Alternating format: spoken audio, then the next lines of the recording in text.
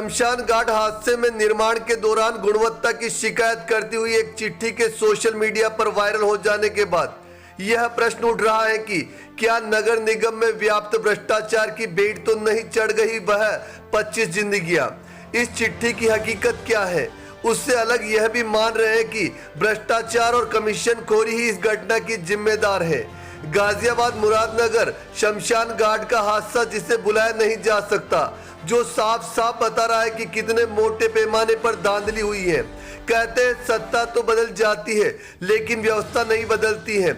अधिकारी और ठेकेदार का गठजोड़ बरकरार रहता है। अगर ऐसा न होता तो बेबसी के मारे उन लोगों की जान नहीं जाती। पहले ही अगर प्रशासन और अधिकारी जी अपने ऑफिस में बैठकर आराम नहीं करते, अगर सही से देखरेख करते, इस निर्माण कार्य पर ध्यान देते तो ऐसा ना होता। घटिया निर्माण प्रणाली की गुणवत्ता की जांच करते तो इतना दर्दनाक हादसा ना होता। जो लोग इस हादसे में गए उनके परिवार का दर्द लाजमी है। मुरादनगर शमशान घाट का आरोपी कॉन्ट्रैक्टर अजय त्यागी की 3 फर्मों की जांच की गई। नगर निगम में उसकी 3 फर्में की जांच शुरू की गई। 7 करोड़ का काम अजय त्यागी की फर्म को मिले हैं, जिनकी टेक्निकल जांच कराई जा रही है। फर्म के कार्य की भी जांच कराई जा रही है। नगर आयुक्त ने जांच के बाद कार्रवाई की बात कही। वहीं देखने वाली बात सामने आई कि इतने बड़े ठेके अजय त्यागी के नगर निगम हो या नगर पालिका, सब विभागों में चल रहे हैं। मतलब धांधली बहुत बड़ी है। इसका मतलब एक बड़े स्तर पर बहुत बड़ा कमीशन दिया जा रहा है। इस हादसे की गूंज लखनऊ तक तो पहुंच गई, लेकिन फिर वही सवाल, आखिर ऐसे कितने अजय त्यागी छिपे हैं जो इन मौतों के लिए जिम्मेदार हैं? यह खेल ऐसे ही चल रहा है। इसमें सफेद पोश और अधिकारियों की मिली भगत का खेल है।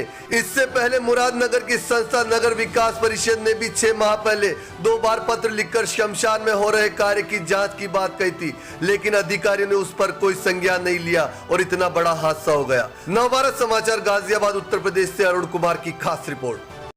क्या कार्रवाई की जा रही है? देखिए, जो घटना हुई है काफ़ी दुर्भाग्यवश रहा है। जहाँ तक नगर निगम गाजियाबाद की बात है, काफ़ी टाइम से ये ठेकेदार यहाँ पे काम कर रहा था पहले, और करीबन इस टाइम पे जो 12 से 15 काम इनके द्वारा इस टाइम किए जा रहे हैं। और उनकी जो कुल लागत की अगर मैं बात करूँ तो करीबन 7 करोड़ रुपए की लागत के काम यहाँ पे चल रहे हैं। जहाँ तक जांच करने की बात है, ऐसा नहीं है कि अब जांच की जाएगी, पहले जांच नहीं की जाती थी। नगर निगम में जो बड़े प्रोजेक्ट्स होते हैं तो टीएसी की जांच के बाद ही फाइनल भुगतान होता है। तो पहले भी जांच होती रही है और इसके बाद भी जो है जांच होगी। लेकिन यस, जब कोई इस तरह का एक अलार्म कॉल मिलता है तो हम लोग और सजग होकर उन चीज़ों को देखते हैं। और अभी इन सारे जितने भी काम इस टाइम रनिंग में हैं, इनकी एक तकनीकी जाँच कराई जा रही है। और अगर किसी भी प्रोजेक्ट में अगर किसी प्रकार की अनियमितता पाई जाती है तो कठोर से कठोर कार्रवाई हमारे द्वारा की जाएगी। घटना के बाद एक बार फिर कमीशन खोरी को लेकर बड़े सवाल उठ रहे हैं। अजय त्यागी ने खुद कहा है कैमरे पे कि 28 से 30% कमीशन दिया जाता है मुरादनगर से लेकर गाजियाबाद नगर निगम तक, तब जाकर उन लोगों को टेंडर मिलता है। क्या इसको किस दिशा में आप लोग जांच करेंगे? देखिए, जहाँ तक आरोप की बात है, मैं उसके ऊपर तो कमेंट नहीं करूँगा कि वो क्या आरोप लगा रहे हैं। लेकिन व्यवस्था की जहाँ तक बात है, ई टेंडरिंग आजकल है, तो टेंडर लेने के नाम पे ऐसा कोई कमीशन की बात संज्ञान में नहीं है। और ई टेंडरिंग जब है तो सब कुछ ऑनलाइन होता है और सबको L1 के बेस पे ही टेंडर मिलता है।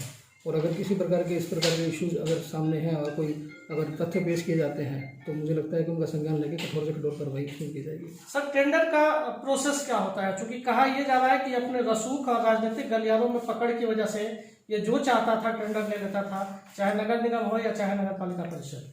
नहीं, ऐसा नहीं है। ई टेंडरिंग में जो है आपको पार्टिसिपेट करना होता है, सबको मौका मिलता है। टेंडरिंग में ऑनलाइन प्रोसेस होता है और जिसका L1 कोड होता है उसी को टेंडर मिलता है।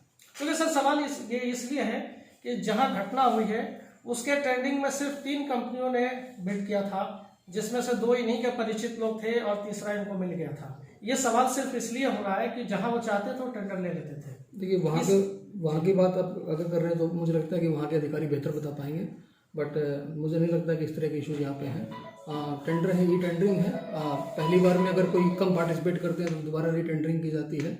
और अगर री टेंडरिंग में भी अगर कम पार्टिसिपेशन होता है तो तीसरा बार टेंडरिंग कॉल की जाती है। और कम से कम 3 लोग जब पार्टिसिपेट करते हैं, यही नियम है। उसमें जो L1 होता है उसको जो है टेंडर दिया जाता है। तकनीकी बिड अलग होती है और उसकी वित्तीय बिड अलग होती है। दोनों जब क्वालिफाई होती है तभी टेंडर मिलता है। सर, इसको मॉनिटरिंग बढ़ाने के लिए कुछ और आप लोग डेवलप करेंगे सिस्टम कि जो ये आरोप लग रहे हैं उससे थोड़ा बचा जाए। नगर निगम में थोड़ा सा जो है काम अलग होता है। यहाँ पे जो बड़े प्रोजेक्ट्स होते हैं उसमें थर्ड पार्टी इंस्पेक्शन भी होता है और रेगुलर नए नए प्रोजेक्ट्स पे टीएससी की जांच भी अपनी रिपोर्ट देती है। तो मुझे लगता है कि थर्ड पार्टी इंस्पेक्शन एक अच्छा जरिया होता है अपने प्रोजेक्ट्स की गुणवत्ता को जांच कराने के लिए। तो इस प्रकार के इश्यूज मेरे संज्ञान में फिलहाल कोई आया नहीं है। अगर कोई आएगा तो उसके हिसाब से हम लोग कठोर से कठोर कार्रवाई करेंगे। Thank you sir. Sir black listed करने की बात कही जा रही है। देखिए, जब तक तकनीकी जांच होकर नहीं आती है उसके बाद ही निर्णय लिया जाएगा। उसके बाद में जो भी कठोर से कठोर कार्रवाई होगी हम लोग करेंगे। सर इनके प्रोजेक्ट्स आप लोग और स्क्रूटनी कर रहे हैं कि कहाँ प्रोजेक्ट्स आप लोगों के प्रेमाइस या एरिया में चल रहे हैं, क्या उन सभी प्रोजेक्ट्स की आप लोग गुणवत्ता की जांच कराएंगे? मैं जैसे मैंने भी थोड़ी देर पहले बताया है, इसका मैं बता चुका हूँ कि टोटल उनके 12 से 15 प्रोजेक्ट चल रहे हैं और जिनकी करीबन लागत जो है 7 करोड़ के आसपास है।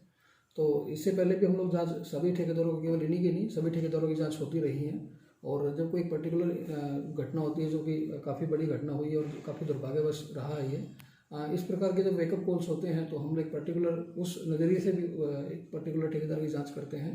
तो एक तकनीकी जांच इसमें बिठाई गई है तो हमारे जो चीफ इंजीनियर हैं उनकी अध्यक्षता में, तो उनकी रिपोर्ट आने के बाद में जो भी निर्णय होगा उसके हिसाब से लिया जाएगा। सर लास्ट क्वेश्चन, इसमें अभी पुलिस ने एक अभी ओपन किया है एक आरजी बिल्टेक और एस कंस्ट्रक्शन नाम की कंपनी है जो कि निगम में भी काम करती है और ये इनके साथ में उस जगह पर भी काम कर रहे थे जहाँ ये पूरा हादसा हुआ है।